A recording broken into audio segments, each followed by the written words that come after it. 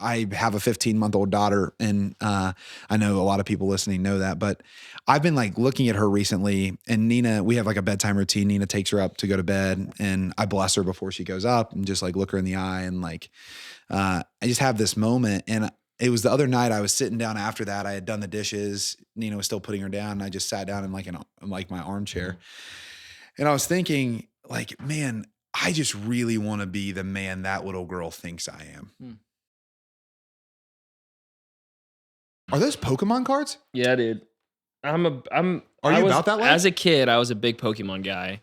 And then my friend, his name's Jack, he invited me to a game night. And like this? I went. Is Jack in this room right now? He may or may not be. Okay. And apparently it's a game night where they self-identify as nerds. Okay. This is the most valuable card in there, right, Jack? Is that an EX? Most valuable card? It's what's it called? I can't see it. Jiggly. Archaludon? Archipelago. Oh. Archaludon? Archaludon, maybe? Archaludon, duh. So Archaludon. So Holographics are I went to their house. I went to Jack's home. He invited me into his home, and they self-identify as nerds, and I joined them for Nerds Night Out. I like Nerds Night Out. And it was a game night. I had a blast. And ceremoniously, which you guys have never done this for me, but ceremoniously, they bought me a pack of Pokemon cards. And they had me ceremoniously open it and look through them. I sadly left them at Jack's house, but he brought me a bigger stack. This is probably three packs, right? Probably. 4 packs. So I feel very loved by that. That is nice. I've actually wondering been if you guys would following ever a YouTube channel that opens packs. It's kind of addictive. No, apparently you can make a ton of money off of them. I don't know why I got on there. I think it's because I watch sports card stuff so much that all of a sudden they started showing me somewhat open Pokemon packs. Okay. So I had them when I was a kid. Yeah. When you're taking a bathroom break, you can open watch up some the Pokemon cards. How do you feel about that, Mr. John Deere? John Deere, John Cougar, John 316. That's a good song. I don't know that song. Dude, that's Keith Urban. It was the first date with it was one of the first dates with my wife and I went to a Keith Urban concert. Is that real? No way. We were 17 years old. Come on. She wore some high boots. I acted like I was country. I like And that, we Sam. Went, we went. It was sweet. I like that. I like the country, you know. Sam, we had a pretty big event recently that you were heading up. You're right. Had some trivia. It's pretty awesome. I know, it was awesome. I honor you for that. I think there was like a lot of work put in behind the scenes there that made it. You made my Smooth childhood operating. dream come true, which was to hang out with Ted Ginn. Ted Ginn Ginn. Jr. And Dude's a homie. he's a homie. I got he a was picture with hanging. him. I was very happy. I got to talk to him. I waited until close to the end of the night when he was a little looser and asked him about the play that I really wanted to ask him about, which was when Troy Smith faked it to Beanie Wells and threw a dime down the field to Ted Ginn for a touchdown against Michigan. Mm-hmm. And it was on my birthday. And I got to talk to him about it. And he said this. I did it for you, Noah. And maybe a few. What did you say? I did it for you, Noah. I appreciate that. it. I believe that's part But of he it. said this. He said, I do. I said, look, dude, do you get sick and tired of people asking you about these plays? Like, is it the most annoying thing? And he said, with a lot of different words, he said this. He said, if I didn't talk about it, then there wouldn't be the memory. Wow. And then he said something about like a positive, like, No, there's something there. yeah, he said something else that was pretty profound. And I was like, Ted's pretty sweet. I can get Amen, behind brother. that. To Ted. To Ted. Ted. I did have minimum time with him, He's the and man. I did bring up the play that many people listening, if you're an Ohio State fan, you remember. He takes the opening kickoff against LSU to the house, and he gets injured in the celebration. I only had minimum time with him, so I just looked him in the eye and let him know that when that happened, I turned the TV off. I'm shocked you brought that up. Because that is like because he literally scored. No, that was like, and then he was celebrating the touchdown and broke his foot, and he was out for the rest of the game. And I was like, that's a bold. I just hit it quick, like eye to eye with him. I was just like, I just want to let you know. He that, took like, he took it though. There's a 10-year-old inside me Well, I crying. think Yeah. it was a sincere. Yeah, Yeah. like you meant this much to me. When that Yeah. happened, I turned the TV off and cried, only to see LSU and the Dominate. Dwayne Bowe experiment. Jamarcus Dwayne Russell. Dwayne Bowe was on that LSU team. Yeah, I just remember Jamarcus Russell. That's all. I remember Jamarcus from that Russell team. throwing like 80 yards on his knees. How did he? That's the only thing I remember about him Hey. too. Is he played for the Raiders and threw it 80 yards on his knees. Yeah, Yeah. he's got out of shape. I got a serious question for you, but first off, take your damn cap off. Okay? Oh, Sorry, I'm sorry. cap. Let's go. Not allowed on. Jeez. That's a rule. Modern man, Yes. no cap. No cap. Cap off. We shouldn't say that. Should we like? I was trying to like No cap is like No cap's like a I don't thing. lie. That's No what cap, that bro. Is that what that means? That's why we got No no cap. caps on. Man, I'm means. irrelevant. So people are like, cap. cap. You said that means you're lying. No cap. But what were you saying? Sorry. Okay, so we are no cap. I have a confession to make. Please, Okay. Sam. Say this. I kind of enjoy I kind of enjoy like hitting my children with pillows. We were doing this before I came here. That was like, you can't put a pause there. You can't put a pause. Like That's no bad. one's allowed clipping this episode ever. bad. It's like kind of like hitting my children. We'll go. With That's how we'll go viral. Okay. Dude. So, I'm being serious. It's like the most fun thing in the world. I've got a 5-year-old or almost 5-year-old the and a boys. 2-year-old. And for 25 minutes tonight, They just run at you. they're running. I'm just like, boom, like deadly accuracy. And like, they're like, it's like decleating my kids. Oh, Yeah, yeah. but it's like, Drew's like, boom. And like, At that age, you love but it. they like it. they Yeah. love it, which is the best thing ever. Oh, So it's the Whitney's in the kitchen, like cleaning up, and I'm throwing pillows at the kids, and they are losing their freaking minds. That's one way. But it was the best thing ever. No, so that- do you That's one way to spend the night. also I think enjoy. I don't enjoy Hitting hitting kids. No, No, but I like but- throwing pillows.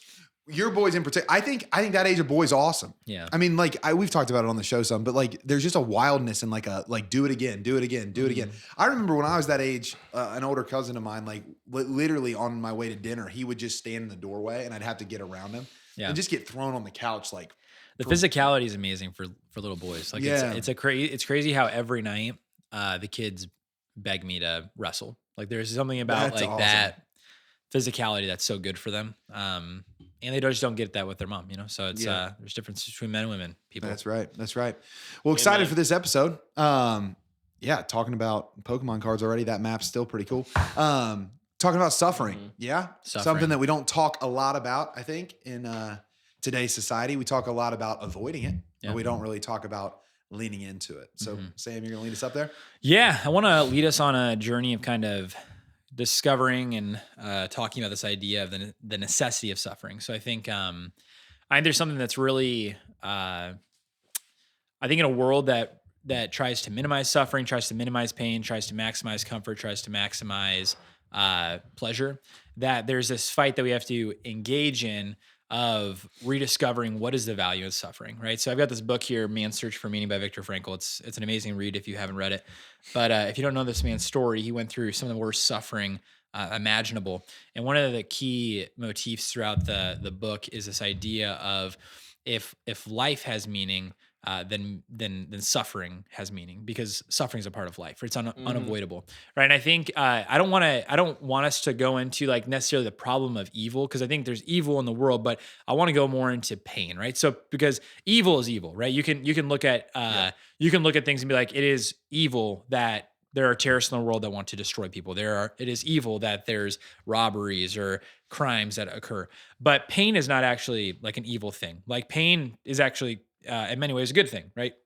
Like in the workout today that I did, there was pain that I was enduring because it was bringing about a greater fruit of health in my body, right? So a woman going through the pain of childbearing, there's a great good that comes about in and through a child being brought into the world. So pain does not equal evil, but there's a great meaning within pain. And I think not even just pain, because pain, everyone can experience pain, but it takes intention to experience suffering, right? So I once heard it said that pain is mandatory, suffering is optional, right? There's this idea that everyone's going to experience pain, but if you suffer, right? And that word to suffer comes from the word to endure, to actually take an active participation in the pain that you're experiencing and to direct it towards some good for your life.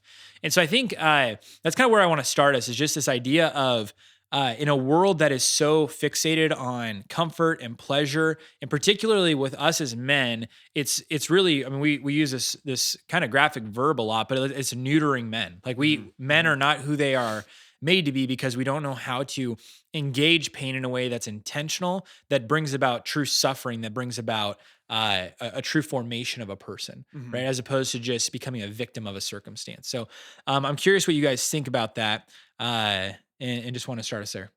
Yeah, I think when it comes to pain, the more that I walk with men that are a few years younger than me, just like helping them decide on things in life, I see a lot of the ways they buy into kind of a lie that that would suggest to them that they don't have what it takes and that they're not enough. And I think pain can be really hard to engage, because I think that's the word that's sticking out to me when you're like, pain is just pain, but it can become something that actually is to a greater end when we engage it. I think a reason we avoid pain, or avoid talking about pain, or avoid realizing pain and try to numb ourselves from it or distract ourselves from it, is because we're afraid we're not going to be able to endure it. We're just afraid that we're not going to be able to make it to the other side of it. And so when you're talking to these guys, they'll be like, I'm in this dating relationship and I love this girl, but man, like we can't stop arguing and I just don't know how to like endure this challenge. You know, like maybe I should just go on to the next thing, because there's always something shinier out away from the thing you have to engage in front of you. And so when I hear like when I hear them bring what seems to be an avoidance of pain to me, what I'm actually seeing is an avoidance of their own inadequacy. Because if there's one thing, at least I've realized in my life, when I engage the pain in front of me, there are times when actually I have to endure in that for a time. It's not like I push through it and I immediately get the results I was looking for. It's like, I'm going to engage this and stay through it, not just stay to it. And yeah, so I think I would offer that as maybe kind of a framing. Maybe it's not just the pain piece that we're afraid of in the modern world, but actually what a failure to overcome, go through that pain would mean about who we are as men. No, I completely agree. I think that a lot of it comes down to the belief that you won't make it through. Like, and that's why you have to do it. Because I have found, I think I might have told this story before, but somebody close to my life who's in special forces in the military, one of the things he had to do to essentially, their version of Hell Week that he was in, one of the things they did was an unknown distance run, right? So you probably heard of these where they just tell you to start running. You have to keep a certain pace, and they don't tell you when it's going to end. And this unknown distance run, they did 15 miles. And again, he woke up that morning. They woke him up at like 4 a.m. and he just had to run. And there was a point where he started what he called heat casing, which heat casing, from I've never heard of this before, but the way he explained it was essentially that your body temperature begins to get so hot that you basically almost start seizing, and you start, because your brain's almost at the like melting point. Okay, so like he almost was at a place where he started almost heat casing. He almost passed out. And when I was talking to him about it, I was like, dude, what made you keep going? Like, how did you stay in that place of deep suffering and getting completely, and then but you did it. Like, you literally did that. And he said, the thing he said was, I knew it would be over eventually. Like, I knew it was going to end. I knew it was going to end, and I knew I was going to be okay. And that just stuck with me so deeply, because I was like, oh my gosh, I can be way less afraid to suffer if I know that it's eventually going to come to an end. And I think so this reality of like, the reason we don't do it is because we don't know if we're going to be able to get through it or if it's ever going to end. And so we run away from it. But that's precisely the reason we should do it. Because as we do things that are difficult, as we suffer through things, we remember that it ends. Like, I remember being so deeply afraid of getting in my cold plunge the first time, because I'm like, I'm going to pass out. Like, I'm going to be so overwhelmed and be breathing in and be freaking out that I'm going to pass out. And so I was like, I'll do it for 1 minute to start. And then I did it, and I was like, oh my gosh, I'm okay. And then I did 3, and now I do 5 minutes a day, because it's simply because it's like, oh, this was awesome. I did something hard as soon as I woke up, and now I feel amazing. And I realized I'm going to be okay. Yeah. And so it's that is the fear. I think that is the reason most men, because it does suck, because you're doing something that sucks. And like Jocko Willink says so many times, he says, it sucks. Good. Yeah. Right. Oh, this thing's going to be this. Good. Yep. This needs to be, because it does bring about a better version of us, because it's making us almost into superheroes. We're realizing there's not a whole lot that can stop us, and if we recognize that, then we're unstoppable. Yeah, and it's like that. It's kind of like that intentionality piece, right? So if we don't take, and we go back to this so often in the podcast, is like taking at life with a vision, with an intention, with a with a true commitment to whatever the path is. And I think that that's something that is an offering to all of us. Really is how to become a student of life, how to become a student of our situations. Because I think, the three of us are Christian. A lot of other world religions will kind of hearken to the same thing of the importance of like, call it what you want, like mindfulness or conformity to like the present moment. But there's a reality that like when you can't change something, there's no use about like fighting against it. You're just going to make yourself more agitated. You're going to make yourself more upset. You're going to miss the value of what life is trying to teach you in that moment. Like I think about like times that I've been sick or times that I've experienced like just annoyances. Like recently, I got bit by a tick like probably 2 weeks ago. Dude, it freaking sucked. It's so that's annoying. like one of my biggest fears. No, I know. But here's the cool thing is like, okay, now I'm through it and I'm not freaked out about it. You know, like in the moment, sure, is it like, oh my gosh, I got this like, this medical professional telling me you probably got bit by a tick and you have a bullseye rash on your arm. And now you need to go on like 14 days of antibiotics. I'm like, I'm gonna I don't want Lyme disease. Like I know people who have had Lyme disease and it's like, if it goes unchecked, you can have heart palpitations. You can have all these sorts of things. Yeah. And so I'm like, I don't want this. And just instead of being like, screw this, like, God, why are you having me do this? Being able to just endure that. And then as I'm in the midst of that, having all these like random skin blisters all over my body that are itchy as hell. And I'm like, what is happening? Like I had this moment where I'm like, why? I feel like Job, like this. I know it's so melodramatic, but I'm like, this literally sucks. But wait, was that from the tick? I think it was an allergic reaction to the tick. Okay. Bite. You brought it up like a couple weeks ago and I was so that's okay. Yeah. So that's what happened is I had all these itchy, blistery, crabby, shitty stuff on my body. But now it's like mostly gone. There's like some stuff there. But again, am I grateful? Like, let me see this. Am I like so excited that happened to me? No. Like, would I rather that didn't happen to me? Yeah. But like, can I look at that lens and see gratitude for it? Like, was there something of being a student of that moment saying, okay, I cannot change this. What can I learn from this? Yeah. I'm a better man for it now, having gone through it and be like, okay, bare minimum, I went through it and now I can do a hard thing, right? Yeah. On the maximum, I know that I'm going to be okay and that like, it didn't take my life, Yep. And so I think just being able to engage what you guys are saying of like, yes, you're going to get through it. You should become a student of it. And then ultimately when we go through hard things and we go through painful experiences, we engage what is a true suffering heart? Like what is a heart that engages suffering, endures something, bears something? You become more, dare I say, like confident in it. You become when harder things come along, you're not so fazed by them. Like, and I think I'm constantly, my wife and I are watching this show right now. We're 9 months pregnant, so you got to get into that phase of nesting. Yeah. And so we're watching this show called SEAL Team. Have you guys ever seen SEAL Team? Oh yeah, David Borean is. Yeah, it's a great show. Yeah. It's really, really good. But Fox, and I get, CBS. I'm like, I am mesmerized by SEALs. Like I think the SEALs are amazing. Yep. Yeah. But so often, like one of the main characters, it becomes kind of a fault of his, but it's a true, like as a SEAL, it's an incredible gift to be able to see only 3 feet in front of him. Like his zone of control, he realizes is about as big as this table. He's like, what's the next 3 feet? Okay. Like observe, execute, and just not worrying about like what's going on all out here, but being able to just observe and execute and engage. And I think when we can constantly go through that exercise of, okay, the next painful thing, got through it, I'm okay. Got through it, I'm okay. You begin to approach life in a more confident manner, more competent manner, and you're not so razzled by things that truly are annoyances. But if we don't engage them in the right way, they can become debilitating. Yeah, well, and you engage it in a more passionate way, right? Yeah. So like passion, passio, like that's suffering. To suffer, it's to suffer.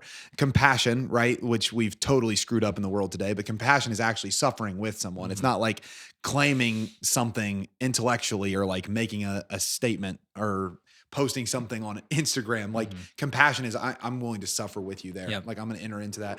And I don't know what you guys think about this, but I've been since you kind of mentioned that we might go the suffering angle today, Sam, I've been like thinking about just in my life, like suffering, whether it be physical suffering or like emotional suffering, like circumstantial suffering, like all these different ways that like in life we suffer, like when we lose someone we love, or when we have a challenge physically that we're trying to overcome or that we can't overcome and we have to bear it for a while, or when someone close to us has something like that and we have to walk with them along, like those different areas of suffering. One of the things that I was reflecting on is I don't know if I ever understand reality the way I do when I'm in a situation like that. Like when I'm just living life comfortably, it doesn't dawn on me that this is real. Like if I'm just driving and like listening to a song I love, I'm not saying that's a bad thing to do, but I'm not thinking about reality. Or even like in certain situations in my life where I'm presenting on a talk that I'm really confident about or something, and it just feels natural. Like I don't see that, like that feels a lot like my fantasy world. It feels like what I envision sometimes more than reality. It's actually when I like, oh man, I'm slow. Wow, I feel that. Oh wait, this is now real. Do you see what I'm saying there? Like I've seen that in my life, and I was thinking about it the whole time you were just laying out all the things you were, Sam. Is like, man, there is something about reality that's better than non-reality, and there's something about suffering that places me in reality, and I wonder what that is. But yeah. Well, you meet guys who live that way, and that's who you want to be around. Like, yeah. Even what you were saying, Sam, was like the people that there's a certain confidence to going through suffering and being on the other end and knowing you could do it, and you walk in. Like everyone wants to be around the person who has been through some things. Why? Because when shit hits the fan, they're good. They're good. And I think like growing up, I had this like, and I've thought about this a lot in getting married in a couple months, and hope God willing be able to have kids. Is like the way I saw my dad. I was like, okay, life's crazy, whatever. But like, if everything goes down, like he's good. Or like, I remember he traveled a ton when I was a kid, and I remember laying in bed the nights that like he wasn't there and being a little bit more afraid, right? Because I was like, okay, my dad's not here. Because I knew this reality that like, if something went down, he could handle it. Now, here's why. Yes, was he an intimidating, 6'1", kind of like 6'2" presence? Sure.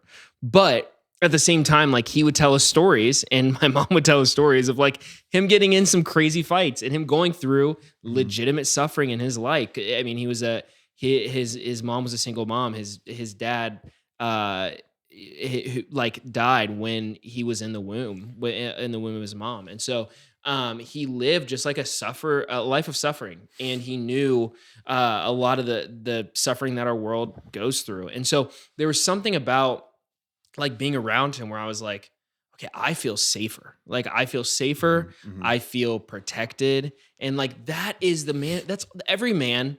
I don't care who you are. You want to be that guy.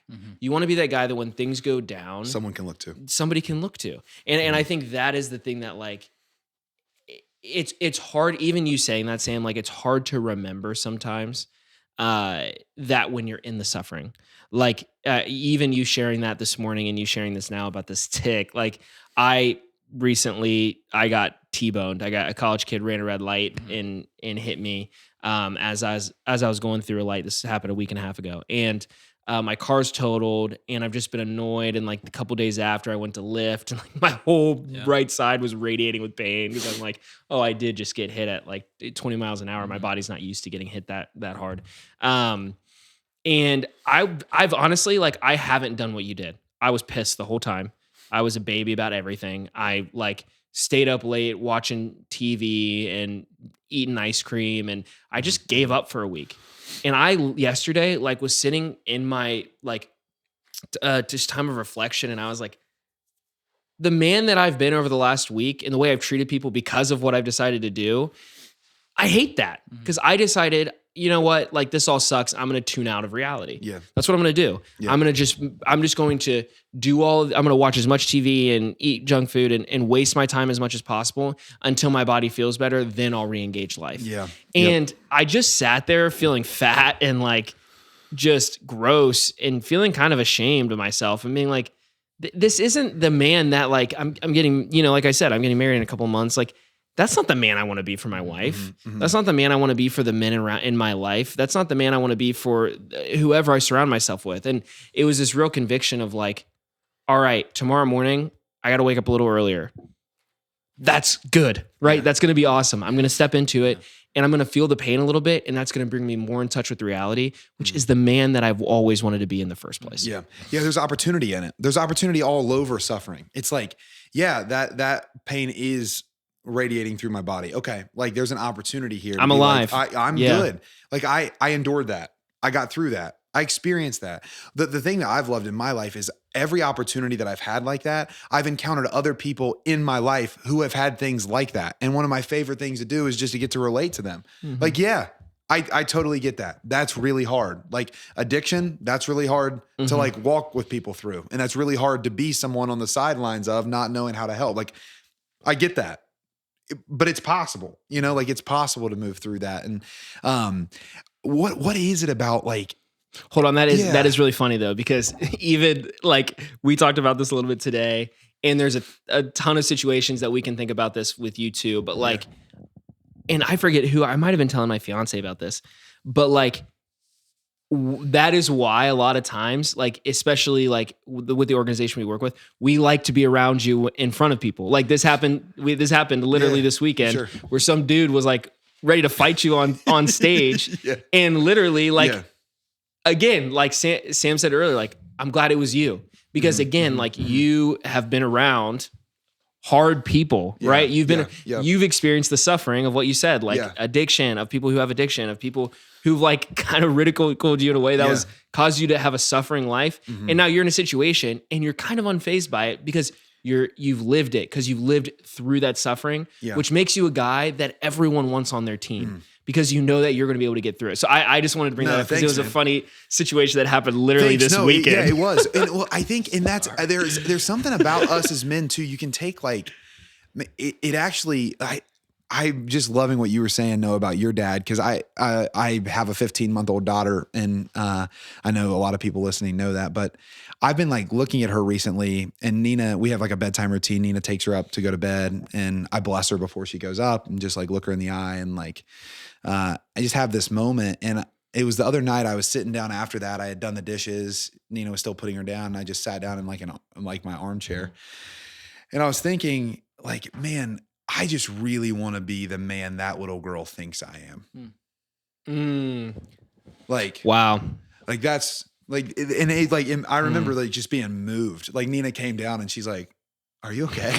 I was just like, man, I really want to be that. Like like when that little girl looks at me, like there's going to come a day where she knows I'm not the strongest person in the world. But right now, like there's going to come a time where she doesn't think I can save her from everything. Dude. But right now, you want a real cry, man. Luke Combs, the man he sees in me. Right. Oh, I have. He's also got Front Door Famous, which again is also like a very similar thing. But anyway, I just think like and it's not going to happen tomorrow just by me feeling that emotion. That emotion has to drive me to be like, now I'm going to treat everything as an opportunity to become more like that guy. Yeah. Right. Especially the hardest things, like especially when, like half the reason that we stay in the different like text threads we're in or in the meetings that we're in where we all have arguments, it's like, we have to stay in that.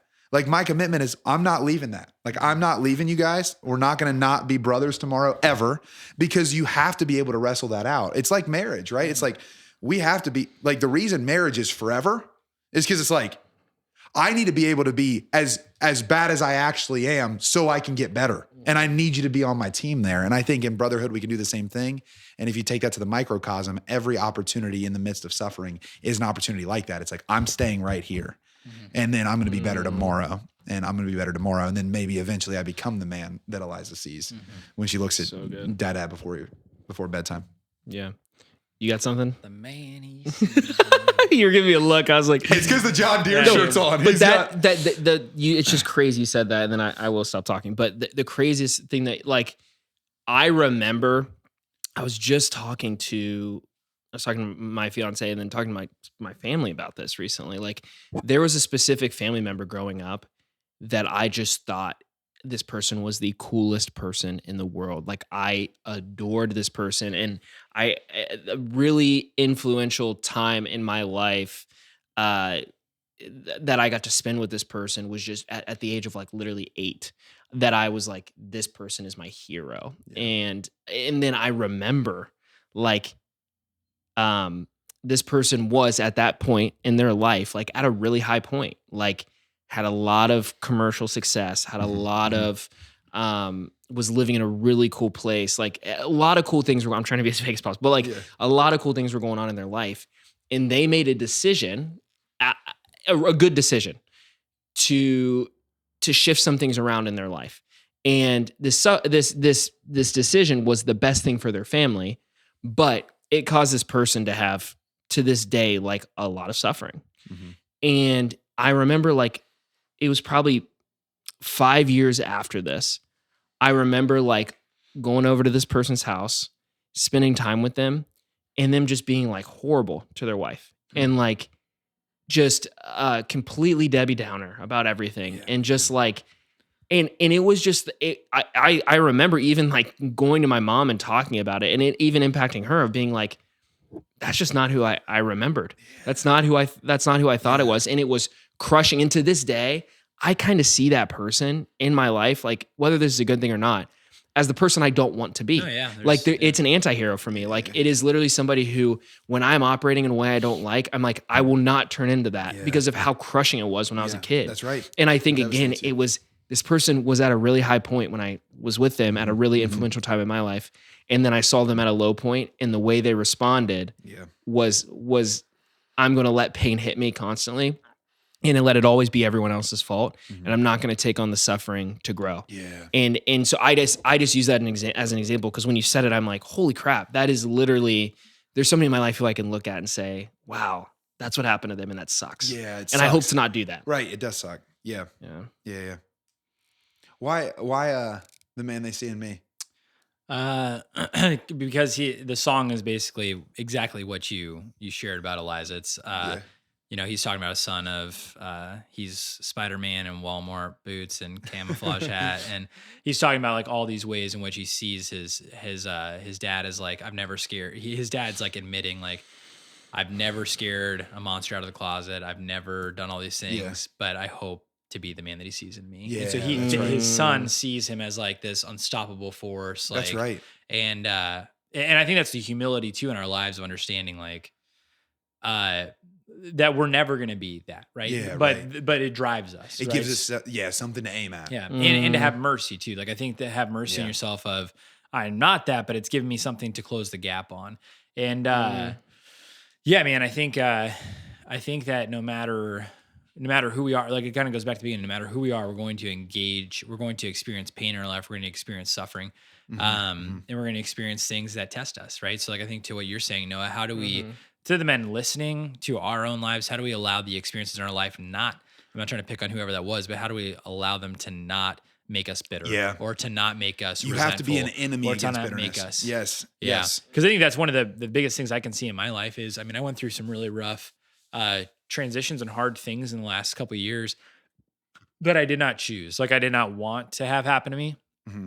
But the way that they did, it wasn't until the aftermath of the dust settling from some of these situations in my life that I could address like, man, I was not always such an angry person, or I was not always such a bitter person, or I was not always such a sarcastic person, or I was not always such a quick-tempered person. Like there's these pinpoints that I can look at and then be like, holy frick, like I have allowed a circumstance that's completely outside my control. So I'm very humbled that, no, you said I did a good job in this most recent tick bite thing, but I failed in a lot of ways of conforming myself to a moment of suffering and doing it well, you know? And I think, but failure is also par for the course.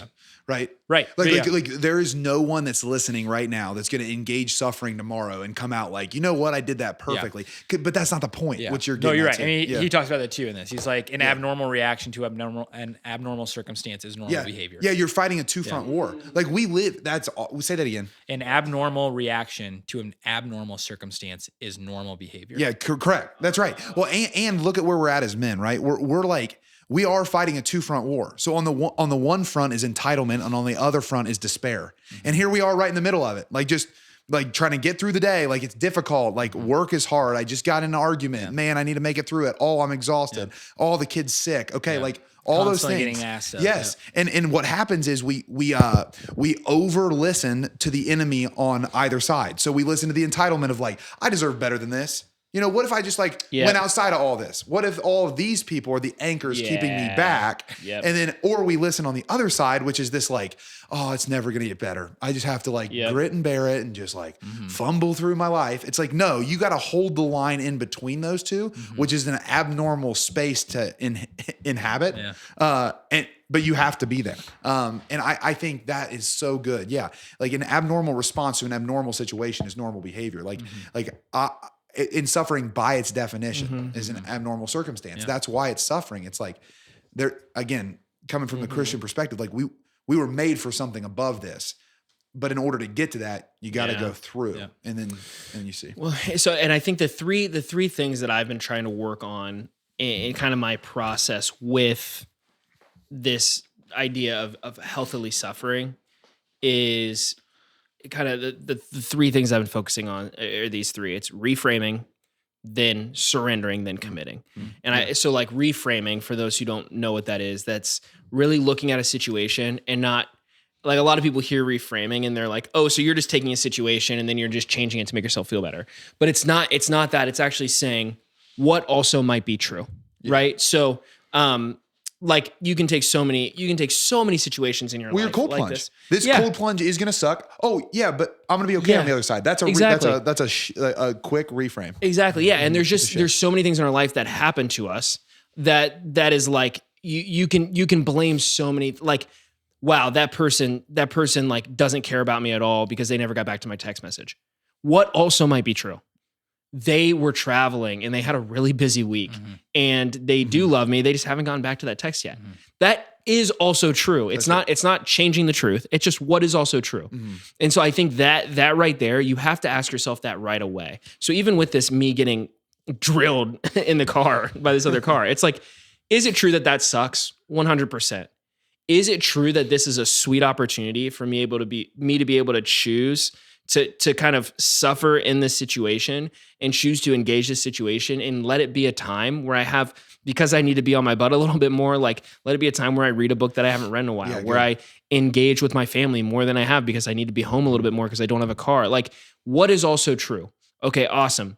Select that reframing, right? This is a time, let's say this is a time for me to spend more time with my family. Awesome. Then what I'm going to do is I'm going to now surrender all the other things. That's the second thing, is surrender. Like surrender all the other thoughts. And I'm going to have to do that every day. I'm going to have to surrender the thought that I don't have a car and I need to pay for a new one. I'm going to have to surrender the thought that like my body's in a little bit of pain. I'm going to have to surrender all these other thoughts. And then lastly, again, commit to what I've chosen to be the truth of the situation. That is true. It's not a fake truth. It's also true. I'm choosing it. And then I need to just continue to commit to that through the grind, knowing that it eventually will be over. It's going to be over. I'm going to be okay. Like we're going to be all right. We're going to be okay. And on the end of it, I'm going to be a better man for it. And so those are kind of the three things that I've been trying to do and failing at a lot, but it's been helpful. Yeah, no, that is helpful. And I think it's interesting too, where it's like I'm not trying to catastrophize here, but it's like, and at a certain point, it won't be okay. Right? Like at a certain point, you will die. Yep. And at a certain point, it will go into death. But what's the greater fruit, right? Like if we're actually looking at suffering through the lens of what can it teach me, but also what can it teach the world? And I think that's something that we go back to a lot in this podcast is how does my life become a source of contribution for the world? How does it become a source of inspiration for the world? Like I think, Noah, like your dad's life has rippled for many, many years after his passing because of the way that he engaged his suffering. Like I think about John Paul II, like the way in which, it's been said of him that he taught the church how to live, but he also taught the church how to die. Like there's something beautiful in how he engaged suffering. Francis most recently with his death. And I think about those things to your point. It's like being able to look through that lens of the situation that I'm in.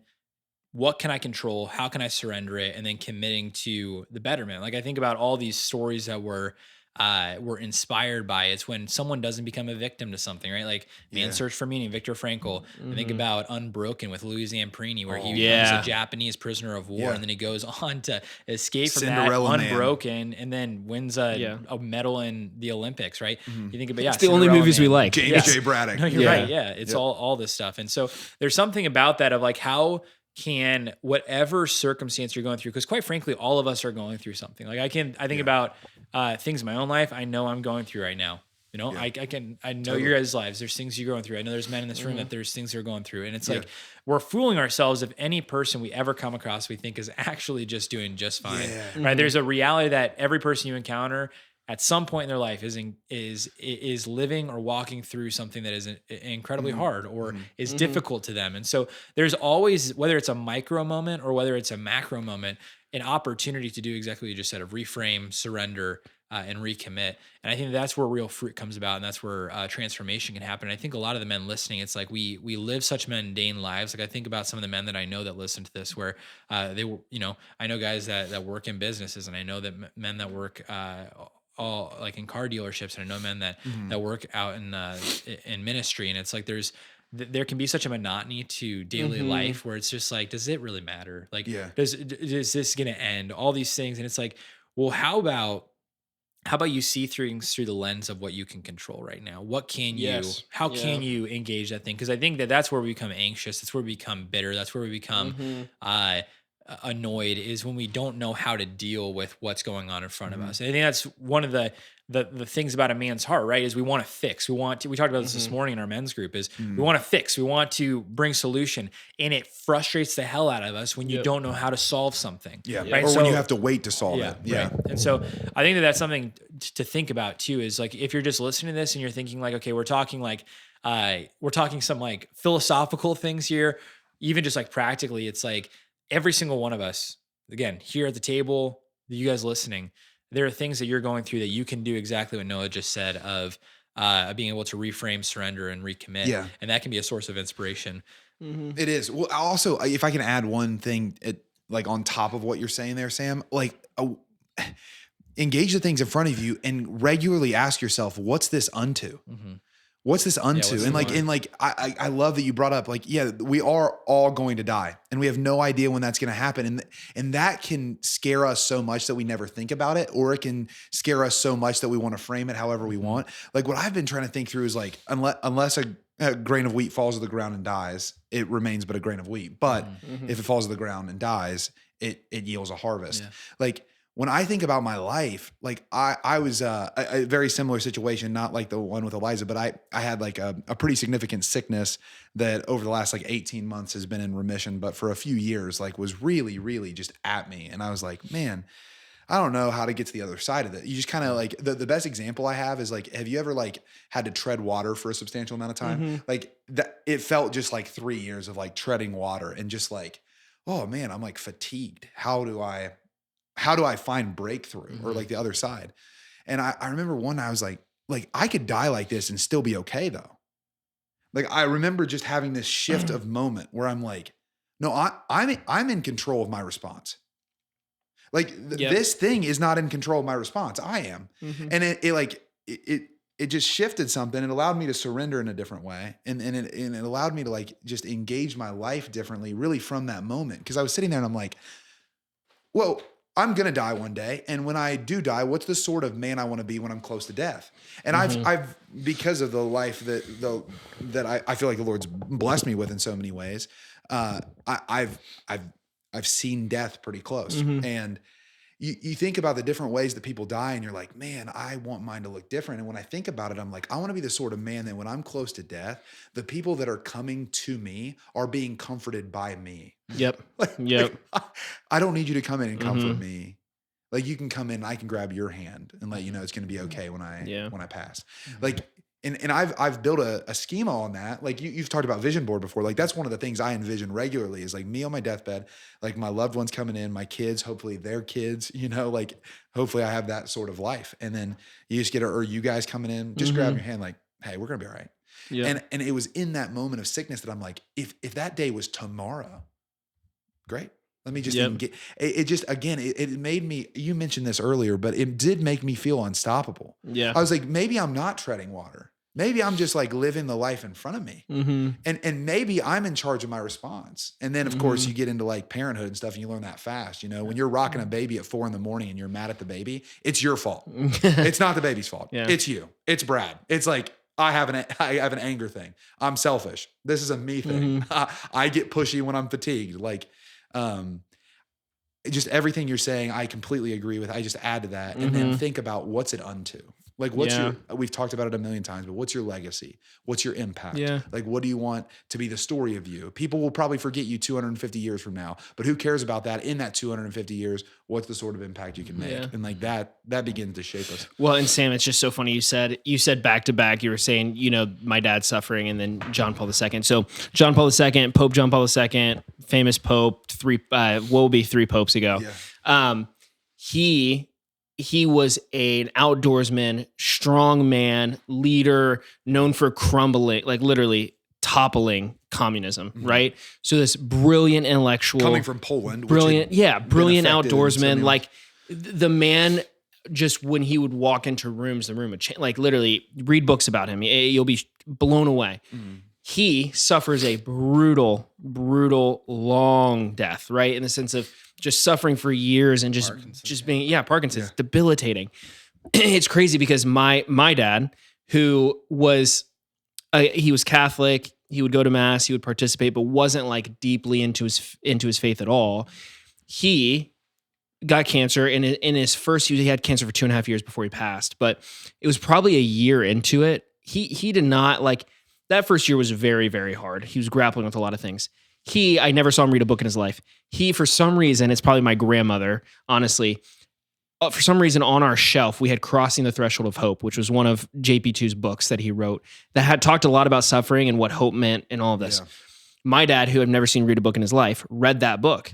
And so you're seeing a man who suffered brutally, JP2, a horrible suffring. Not to mention he got shot. He got shot earlier in his life. Yeah. He was through freaking communism and the Nazis. Like he lived a very hard life. His whole family died before he was like 22.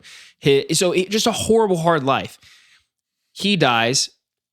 Fast forward 2005. So fast forward about 6 years. My dad picks up this book, reads this book a year into him having cancer.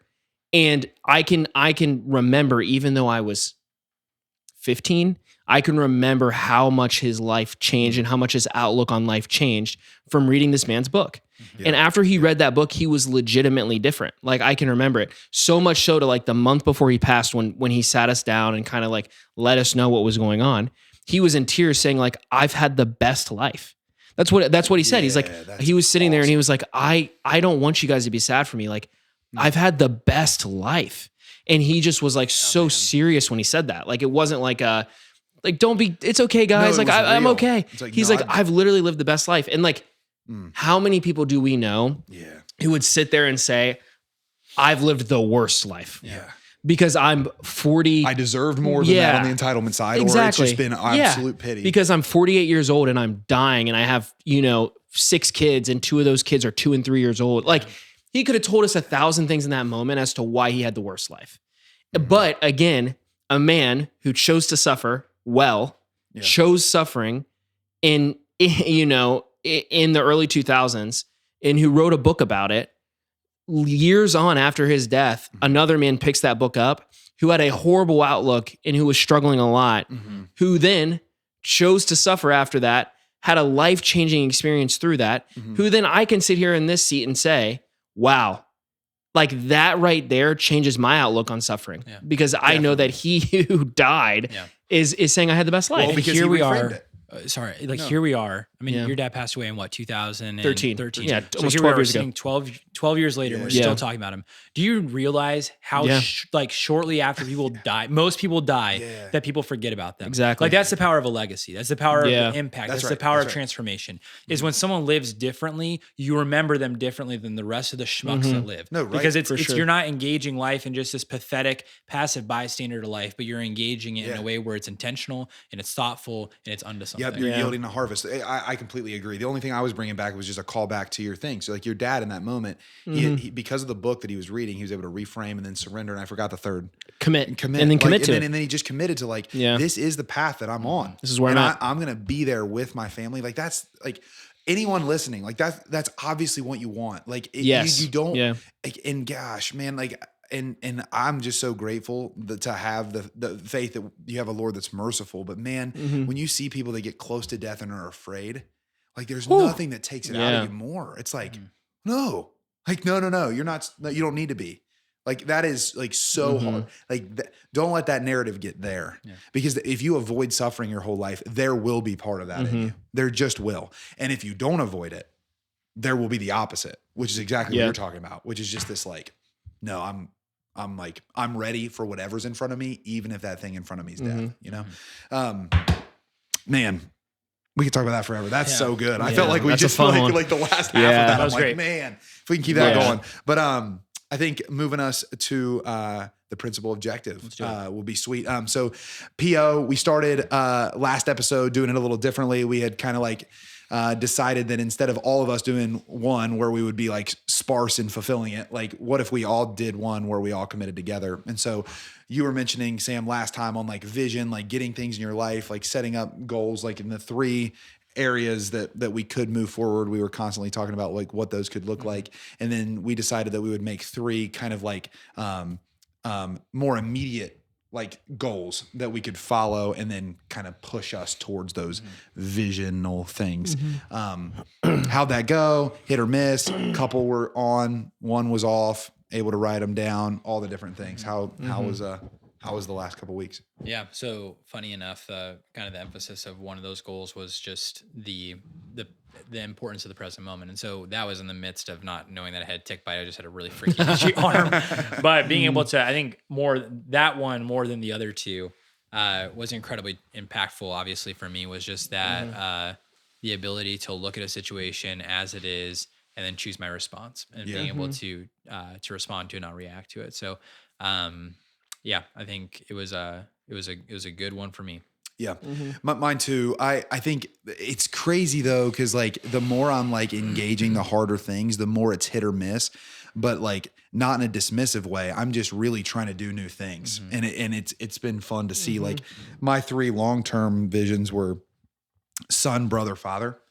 And so I brought those down. Like I have a vision of the sort of son I want to be, not only to my father, but again, from the Christian lens, like the son I was made to be, to resemble the Lord. And then the brother I was made to be, and then the father I was made to be. And the more simple goals I made to that. So on brother, I have this commitment that I've been trying to walk out where like, if I see a brother that I love, like do something 3 times that I think they could be better without, I'll engage them in it. And I've done that a number of times, and I just tried to make it a real commitment. And I'm super uncomfortable doing that. Like I'm really bad at it. But like if someone's just like, I saw that once. Okay, well that could just be a circumstance. I saw it twice. Okay, maybe.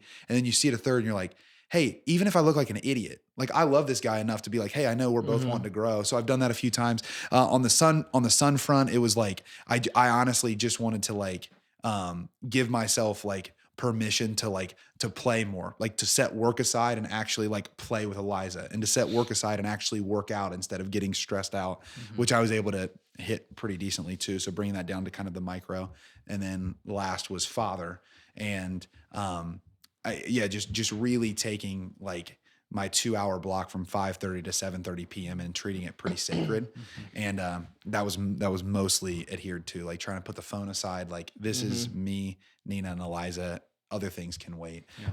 So I was proud of it. I'm not usually good at following these things, just on a general consensus, but I tried to engage those well. Yeah, with mine, I did not. I really, again, like as I've been sharing a couple, not far after we did this was when I got T-boned and got in that car accident, and again, like I quit. Like that was the reality of the last bit of time for me, was I just kind of quit. And so it was really nice sitting down though, literally yesterday, in that time of reflection and writing out everything that I wanted to do. Nice. And then like, well, a lot of it's probably just getting back on the horse, right? Exactly. You were hitting good morning rhythm. Big time. Yeah.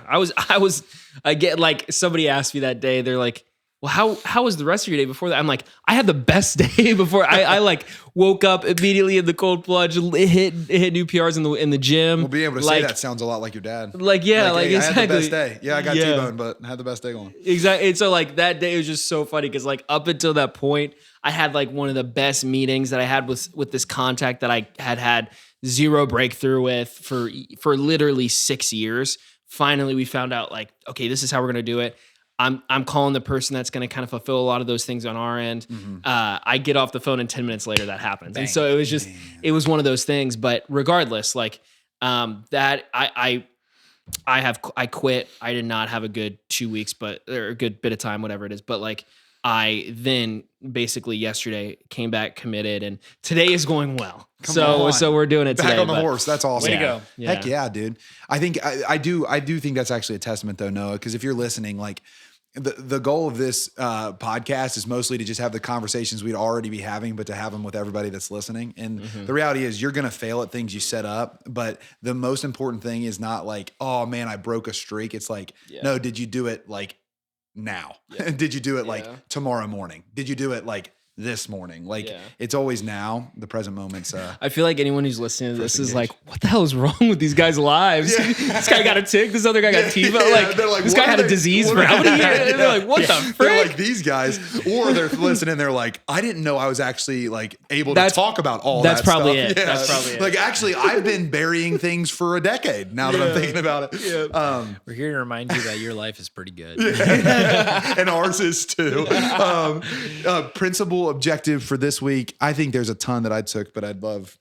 I wrote down just 3 words that could be attributed to a couple different things, but I've got the 3 of us have a bracelet that on one side says "Get one more," the other says "Discipline is freedom," and "Get one more." The inspiration behind making this bracelet was the story from Hacksaw Ridge of just that, like, one more, Lord, like being able to go and into the breach and getting the man and coming back and being able to fixate just kind of on the next thing, and then go one more is also something that a great guy named Nick Bear, it's a mantra that he has. And so for me, I think when we were talking about this moment of suffering, and this one of the things that I'm going through right now that I don't need to share here is just like that idea of being able to just see each day as just, okay, just one more, like just one more day, and as opposed to having to focus on like, 15 years from now. Like I do a good job of vision casting, and I do a good job of like daily commitment, but this is like an important area of like, okay, just like take it one day at a time and just being able to fixate on that. So I think the words that kind of came to my mind is just whether it's reading it every day or just fixating on it, it's just like go one more like that. I like that a lot. Yeah. Maybe like something around like intentionally engaging every day, like and having like some kind of commitment you make to that. Like one of the things that I want to get better at, which I might play with here, is like just at the end of my day, thinking about my day. Like how did I engage that day? Like that.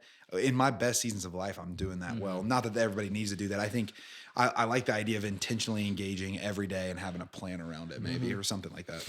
Yeah, mine's almost identical, Sam. So, I mean, the thing that was coming to mind was the Jocko Willink. And you got to watch the video. I think it's just called Good. Yeah. It's a good one. We can put it in the show notes. Yeah, that but would like be great, actually. that's what kind of came to mind as a PO is just like, I'm entering into about 120 days. It's 122 days of rigor in my life, like a deep rigor, preparing myself for what's to come. And so there's just a lot of moments of suffering that I'm choosing throughout my day, and just being able to very quickly in my mind say good. Like when that freaking, ice cream is there. Good. Like I'm not choosing that good. Yeah, good. So that's kind of what's in my mind. Yep, that's good. I think I like it. I think we can probably fit all the things we're talking about into just intentionally engaging the day. Like that's the principal objective. Like be in the day that you're in, and have a way by which you are reminding yourself that you're present to the thing in front of you. And then us 3 can come back and talk about like the way that we did that, and then how successful or unsuccessful we were from there. Feel good? Great. Principal objective, intentionally engaging every day. We want to encourage you guys to do it too. Thanks for listening. And we'll be back in a couple weeks. Modern man, don't be a douche. Amen. Thanks, gents. Later.